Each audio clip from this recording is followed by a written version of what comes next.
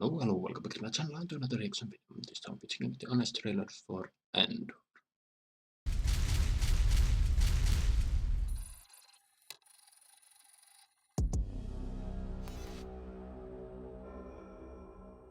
You loved The Mandalorian.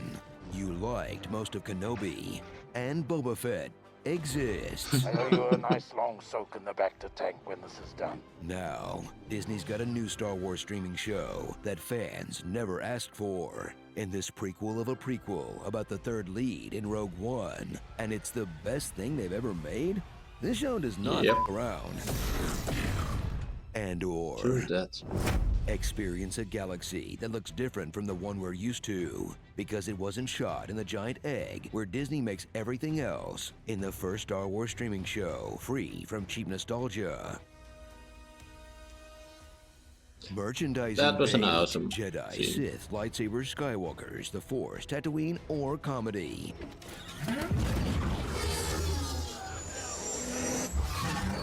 Yeah, that's Honestly, it's hard to believe it's in the same universe as all the other crap. Those of you who still believe that when we enter this building, we are in a temple. Give immediately emergency powers to the Supreme Chancellor.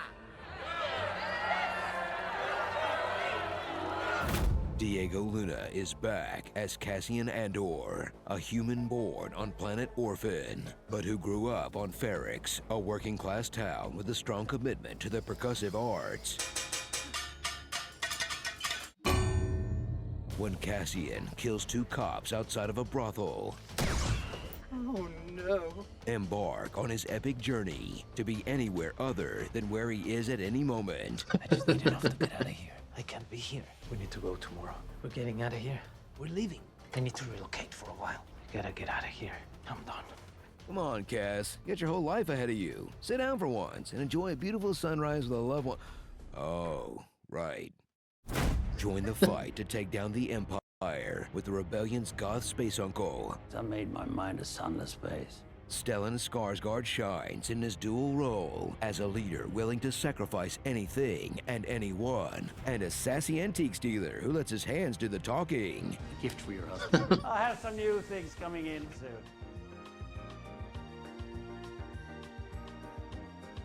Funding his operation is Mon Mothma, a galactic senator with a relatable problem. She spent way too much money on Star Wars. How much is missing? 400,000.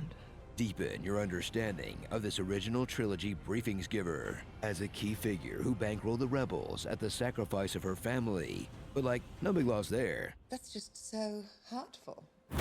Go deep, like super deep, into the inner workings of the Empire with Cyril Karn, a mall cop who accidentally kicks off the rebellion while his boss is away at a conference. I was a good deputy inspector. He's a domineering little dweeb with mommy issues. You've been in my private box. I have ways of knowing. That was a Tricks are really for kids, creepy Mom. character. Cringe as his Oedipus complex locks on to Dedra Miro, a high-ranking intelligence officer with a mean case of mean face. Bet that's not how you pictured Yennefer's voice, huh? In a show with such a deep Really? fascination in the banality of evil and the complex inner workings of bureaucracies, you'll swear it was mainly intended for adults. Hey, if you saw New Hope in theaters, you're 50. It's time.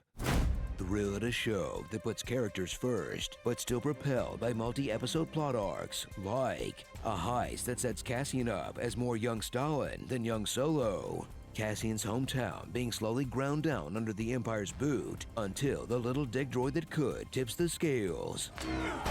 Oh, now it's on! And a 3-episode prison break sequence starring Andy Serkis that is so good, he needs to hang up the mocap suit immediately. This Exactly. man has earned the right to use his own human face forever. Just the best. So forget all your expectations about Star Wars and Disney Plus, and prepare to learn what the rebellion against the Empire actually demanded of its believers. Their freedom, their souls, their very lives, and $7.99 a month until Disney actually makes Season 2. You better leave the show alone, Disney. There's only one forced corporate crossover we'll accept. One. Yaba, I've always wanted to touch him. Like the texture of Java is something I need to discover. Then I'm obsessed with the texture of Java. I'm very curious to actually touch that texture. I've been dreaming with Java for... His skin is just something that obsesses me. Touching Okay. him, you know, like his belly, like... Oh, I'm not in love with Java. That was one big mistake I made. But I have like 7 Javas at home. Starring Stan Diego, Baron Starkinen, the Moon. Don't trust the ISB in Division 23. Drop that zero and get captured by Miro. Beehive, rise up. Going forward, to build a breakthrough Empire 2.0 and succeed in an increasingly competitive world, we will need to be extremely hardcore. Caesar, the means of production. Teams from the Nook of Saw. And Cousin! Empire I didn't get the last one. Records. Everything you need here is on the wall. Water, nightlight. And food? You can get as much as you want. Top table wins flavor. Wait, water and food tubes right next to my bed? And sometimes the food tube has flavor? That's downright luxurious by my standards. Yeah. Oh, this is genius.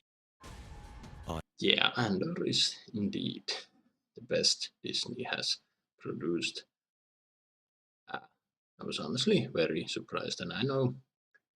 I mean, I've noticed that a lot of people are divided. That some people think it's the best, some think it's the most boring. That some people have this idea that Star Wars is all about lightsabers and Jedi versus Sith and all that. But yeah, I did check out Andor. I reacted it there on my channel if you're interested. And honestly, I had no idea that this lady was the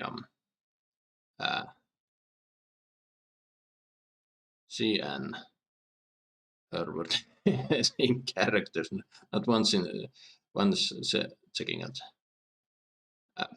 Not once when I watch Andor, did I think about hey, that same person.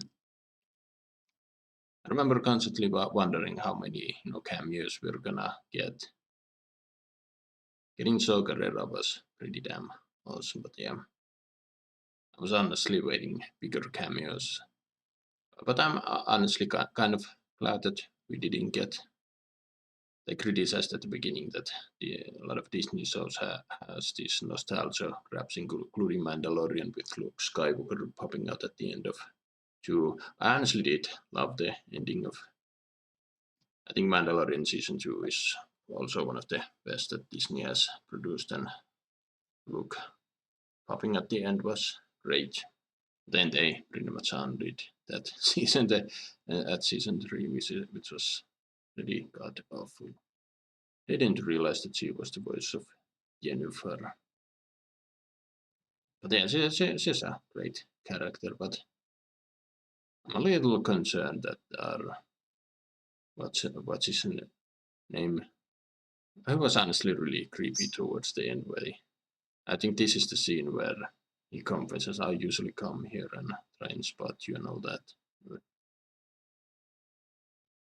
At first I was okay. He seemed he's gonna be an interesting antagonist when he targeted Andor, but I don't know. He kind of fumbled his story, like, if you ask me. And yeah, I know not you. And Serkis, he definitely does deserve to show his own face. I mean, he has done some great roles in,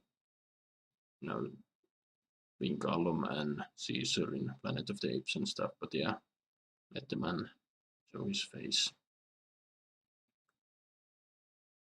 And yeah, we're finally getting season 2. I think it was announced sometime while I was still reacting to the season 1. I forgot already when it's coming out, but yeah. Hopefully they have the same showrunner, same writers and all, and hopefully the higher ups stay clear. Don't mess this up. And it's honestly weird that this show is the best that